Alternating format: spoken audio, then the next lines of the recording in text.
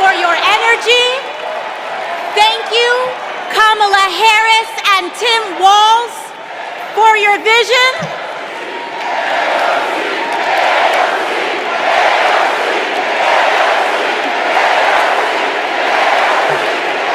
Thank you. Thank you. Thank you. Thank you, Chicago, for your energy. Thank you, Kamala Harris and Tim Walz, for your vision. And thank you, Joe Biden, for your leadership.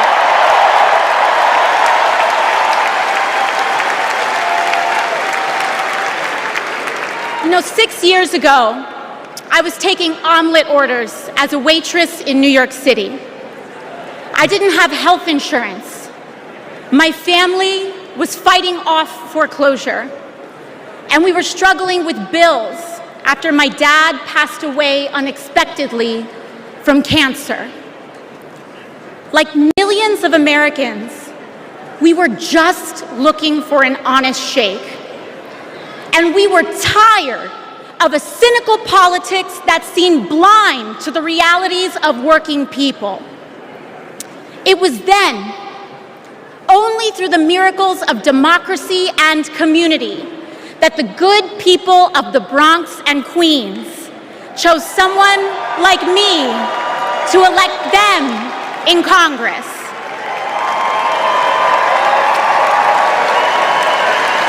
And America, in my heart, I know from that same cloth of hope and aspiration, we will also elect Kamala Harris and Tim Walz as President and Vice President of the United States of America. I am here tonight because America has before us a rare and precious opportunity. In Kamala Harris, we have a chance to elect a president who is for the middle class because she is from the middle class. She understands the urgency of rent checks and groceries and prescriptions. She is as committed to our reproductive and civil rights as she is to taking on corporate greed. And she is working tirelessly to secure a ceasefire in Gaza and bringing hostages home.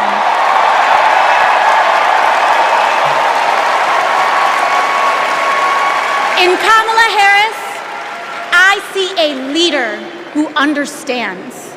I see a leader with a real commitment to a better future for working families.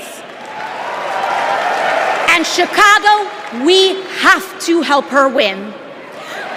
Because we know that Donald Trump would sell this country for $1 if it meant lining his own pockets and greasing the palms of his Wall Street friends.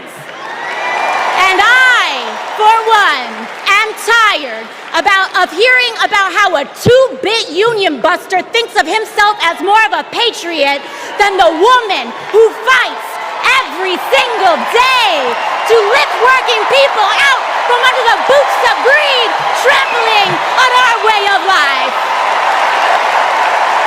The truth is, Don, you cannot love this country if you only fight for the wealthy and big business.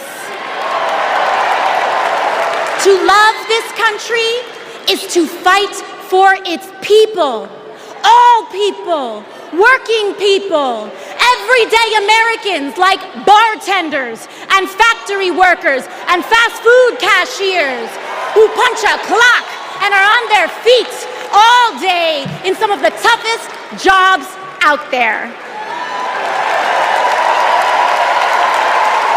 You know, ever since I got elected, Republicans have attacked me by saying that I should go back to bartending. But let me tell you, I'm happy to any day of the week because there is nothing wrong with working for a living.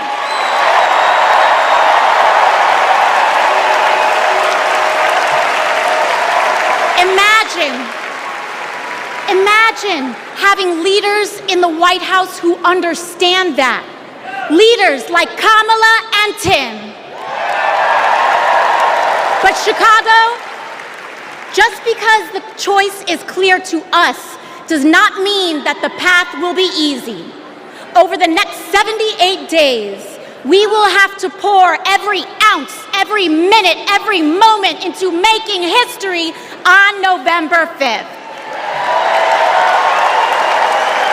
But we cannot send Kamala and Tim to the White House alone. Together, we must also elect strong Democratic majorities in the House and in the Senate so that we can deliver on an ambitious agenda for the people. Because if you are a working parent trying to afford rent and childcare, Kamala is for you. If you are a senior who had to go back to work because your retirement didn't stretch far enough, Kamala is for you. If you're an immigrant family just starting your American story, Kamala is for you. America, when we knock on our neighbor's door, organize our communities, and elect Kamala Harris to the presidency on November 5th, we will send a loud message that the people of this nation will not go back. We choose a new path and open the door to a new day, one that is for the people and by the people. Thank you. Thank you very much. God bless. God bless you all.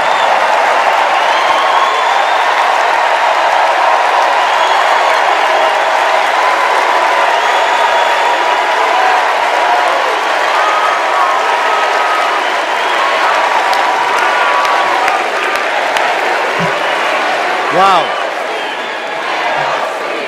How about that AOC? Good Lord.